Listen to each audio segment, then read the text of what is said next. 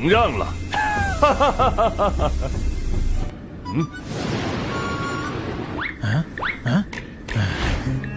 无真大能，去啃人家啃剩下的，精致的呆鸟啊！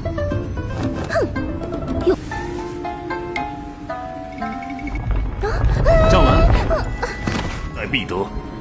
诸君若肯相让，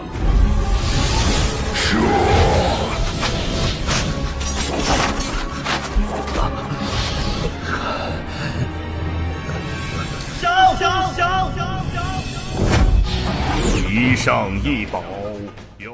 Halo guys, balik lagi di channel Nobar Film.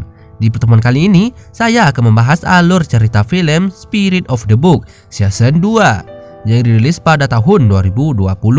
Nah, untuk kalian yang belum menonton part sebelumnya, silahkan klik linknya yang ada di deskripsi di bawah. Oke, sebelum kalian menonton video ini, saya sarankan kepada kalian buat klik tombol subscribe dan juga loncengnya, supaya kalian tidak ketinggalan di saat saya mengupload video terbaru di channel ini. Yuk langsung saja ke videonya, let's go. 晚上我想吃墨汁火锅，海底涌上来的调味料还没有完全下沉，现在还来得及，只要我们捞上海水。 Dan di saat gunung berapi meletus, terlihat semua para kultivator yang ada di sana siap untuk memperebutkan harta karun itu. Dan tak lama kemudian, akhirnya gunung berapi itu meletus dan mengeluarkan banyak harta karun. Di sana terlihat Zenjun dan Zenren terlebih dahulu mengejar harta karun itu dan disusul oleh kultivator lainnya. Dan Kicu hanya terlihat santai saja di saat semuanya lagi sibuk untuk mendapatkan harta karun tersebut. Terlihat Wu Yin sedang memperebutkan batu permata itu. Sayangnya Zenjun yang melihat itu langsung mengambil harta karun itu kepada Wu Yin. Dan Wu Yin pun bersedih dan menyuruh Kicu untuk mengambil kembali kepada kultivator itu. Dan setelah harta karun itu berhasil sampai di tangannya, ternyata harta karun itu adalah sebuah paprika. Dan membuat semua para kultivator yang ada di sana menjadi kebingungan dengan hal itu. Ternyata paprika itu adalah Bo dan Kicu yang memberikan kepada para bocah itu untuk keseimbangan nutrisinya. Tapi bocah itu tidak mau memakannya dan melemparkan paprika itu ke gudang. Di sisi lain, kultivator itu mengira bahwa benda kuno yang berbentuk paprika itu benar-benar adalah harta karun aneh dari reruntuhan kuno. Dan tapi masalahnya dia harus memakannya dalam satu gigitan untuk meningkatkan kultivasi. Dan tak lama setelah itu gunung berapi itu pun kembali meletus dan semua kultivator di sana kembali memperebutkan harta karun itu. Dan ternyata harta karun kuno itu terlebih dahulu didapatkan oleh ayahnya Zenjun. Dan Wu Yin lagi-lagi kesal karena belum mendapatkan harta karun sedikit pun. Setelah itu gunung berapi itu pun meletus lagi untuk yang sekian kalinya. Dan yang keluar adalah tempat tidur kaisar. 我们还就不信了，少气灰，别问我这话什么意思，我是去蠢货！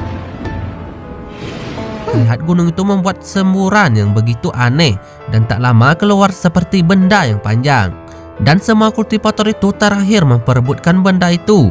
Dan ayahnya Zenjun pun berkata bahwa dia akan mendapatkan benda itu dan menjadi tamu terhormat di kota Zenlao Xianku. Terlihat benda itu seperti kanvas yang meneteskan tinta hitam dan langsung berubah menjadi sebuah karpet. Dan ternyata pada karpet itu ada sebuah gambar di dalamnya yang menceritakan sejarah pada masa zaman kuno. Pada zaman itu ada seorang master istana Lingsu yang bernama Da Shilushi yang masih tidak bisa terkalahkan walaupun semua pasukan dan istana itu sudah hancur berantakan dan terbakar dikarenakan oleh serangan musuh. Dan para kultivator itu mengatakan harta karun kuno itu mempunyai energi spiritual sehingga mampu merekam pecahan sejarah tertentu yang pernah mereka alami. Dan berarti apa yang mereka lihat sekarang adalah sejarah sebenarnya dari zaman kuno. Lalu Zenren penasaran dan bertanya, apa itu istana Lingsu? Dan siapa pria yang berjubah putih yang dipanahi dengan 10.000 anak panah itu? Di sisi lain, Wu Yin berkata kepada Kicu bahwa gambar orang yang ada di karpet itu apakah kamu? Pada masa itu, pria yang berbaju putih itu diserang dengan ribuan anak panah yang membuat darahnya banyak keluar dan mengalir begitu saja. Lalu seorang berbicara kepada master istana Lingsu tersebut, apakah kau masih belum jatuh? Karena walaupun banyak anak panah yang tertancap di tubuhnya, pria itu tetap tidak bisa terkalahkan dan mati begitu saja. Dan master itu pun berdiri, dan lagi-lagi dia dihantam oleh ribuan anak panah. Dan master itu mengatakan, "Aku dari istana Lingsuku tidak akan jatuh." Lalu Zenren mengatakan bahwa itu adalah pahlawan yang luar biasa, jadi tidak bisa diremehkan. Wu Yin bertanya kepada Qichu bahwa pria itu mengaku bahwa dia sebagai master istana Lingsu. Dan apakah itu kamu? Dan Qichu menjawab, "Iya." Jadi selama ini apa yang dikatakan Qichu semuanya adalah benar.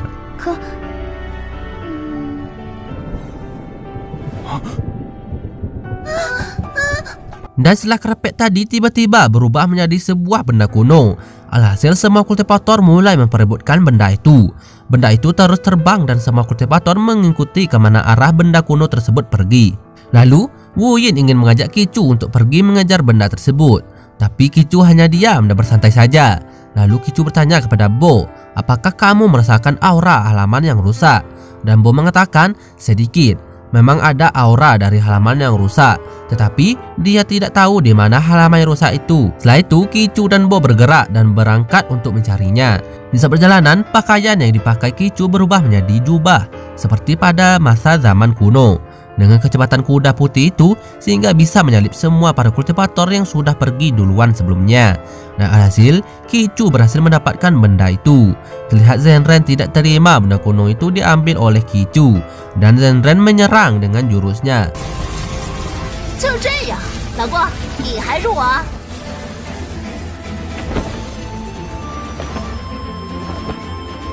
Lalu terlihat Qichu membacakan puisi dinasti Tang sehingga mengeluarkan jurus yang seperti rantai yang sangat panjang. 雷家伙是侠。一冷众山小。 Dan Bo berkata, ternyata tinta kuno milik Laugu benar-benar ada di tangan orang itu. Lalu batu besar yang ada di sana seketika jatuh ke bawah dan menimpa para kultivator itu.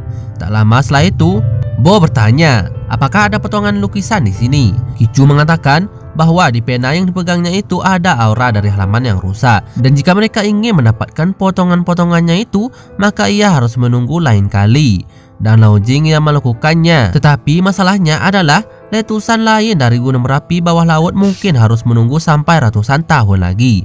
Dan juga tidak ada yang bisa menjamin kalau potongan yang dicari oleh Qichu akan keluar pada saat itu. Akhirnya mereka pun kembali dan pulang ke kotanya.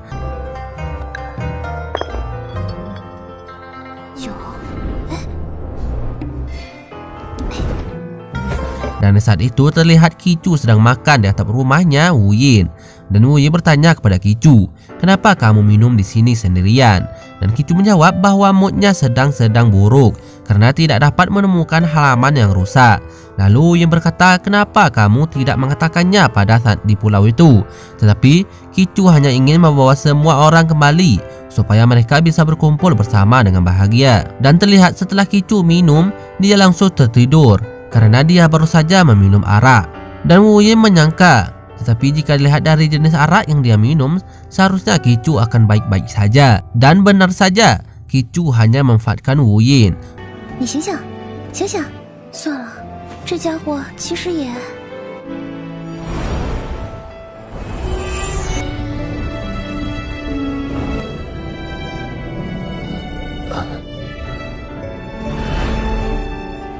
可是，就算是这样的寄托， supaya bisa jatuh ke pangkuan Wu Yin. Di bawah terlihat bocah itu yang sedang menanyakan kepada Bo apa yang sedang ayah dan bibi Wu Yin lakukan di atas itu.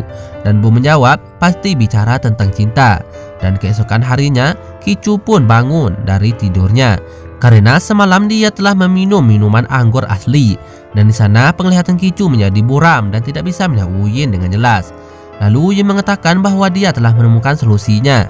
Dan Wu Yin langsung menarik Qichu untuk mengikutinya. Dan mereka dibawa di sebuah tempat. Dan ternyata Wu Yin telah menemukan jalan untuk menuju halaman rusak. Karena semalam Wu Yin bermimpi. Dan lalu tiba-tiba terpikirkannya sebuah solusi itu. Tetapi Wu Yin belum memberi tahu Qichu apa solusinya. Wu Yin mengatakan bahwa halaman rusak yang mereka cari ada di dasar laut itu. Tetapi karena ada di dasar laut membuat ombaknya sangat berbahaya. Jadi tidak ada cara untuk menyelinap masuk. Dan berarti selama Kicu bisa berjalan melalui arus bawah, ada kesempatan untuk mendapatkan halaman yang rusak. Lalu Bo berkata kepada Wu Yin bahwa kamu mempunyai cara agar bisa berjalan dengan aman di arus bawah. Lalu Wu Yin menjelaskan bahwa dia mempunyai keahlian khusus yaitu giok kecapi.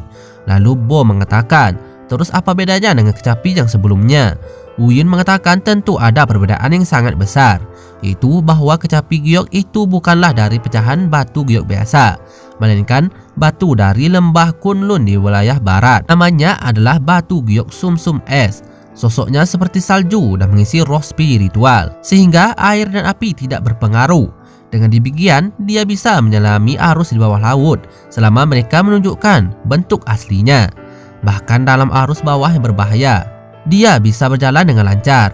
Dan Bo merasa Wu Yin sangat pintar pada saat itu. Lain dengan sebelumnya, Wu Yin hanya bisa membuat susah orang lain dan mempunyai otak yang cepat lupa. Setelah itu, Wu Yin langsung menunjukkan keahliannya dan langsung turun ke bawah dasar laut itu. Dan setelah itu muncul perahu kecil yang mirip seperti kecapi. Lalu Kicu, Bo dan para bocah itu langsung menaikinya. Dan dengan keahlian kecapi itu, mereka bisa pergi ke dasar laut dengan mudahnya. Dan benar-benar saja, airnya tidak masuk ke dalam kecapi itu. Tak lama setelah itu terjadi badai yang sangat dahsyat di lautan itu dan membuat arus bawah laut menjadi bergelombang dan berputar, sehingga membuat Wu Yin sedikit pusing di kepalanya. Alhasil perahu yang mereka gunakan menjadi terombang-ambing dan membuat mereka semua menjadi pusing di kapal itu. Dan tak lama kemudian mereka pun tersadar dan menemukan sebuah pedang yang tertancap di tanah. Lalu mereka turun dari kapal dan mencoba mendekatinya. Dan benar saja, ternyata halaman yang rusak itu tertancap di dasar laut. Dan pantas saja karena letusan gunung berapi bawah laut membuatnya terhanyut dan terjebak di pedang Feng Chen. Dan Feng Chen ternyata adalah sahabatnya Kicu. Dia sudah saling kenal selama puluhan ribu tahun yang lalu. Dan tak lama setelah itu, Kicu mencoba menarik pedang Feng Chen tersebut dengan menggunakan ilmu spiritualnya. Akhirnya Kicu berhasil menarik pedang itu, dan sehingga membuat mereka masuk dalam gelembung dan akhirnya dibawa di atas daratan. Lalu Kicu menulis tulisan di seluruh tubuhnya. Dan Wu Yin menanyakan, apa yang kamu tulis itu? Dan saat Kicu baru menjawab, Tang. Dan tiba-tiba Raja Sejati Cice datang ke tempat itu lagi. 还他没有完没完啊！白痴！弟子迟彻拜见叔子，今日就要尔等尊教廷祖师真魂降临。 没干。 Ternyata mereka memanggil seorang patriark yang sangat besar. Dan setelah itu tak disangka pedang itu mengeluarkan darah yang mengalir.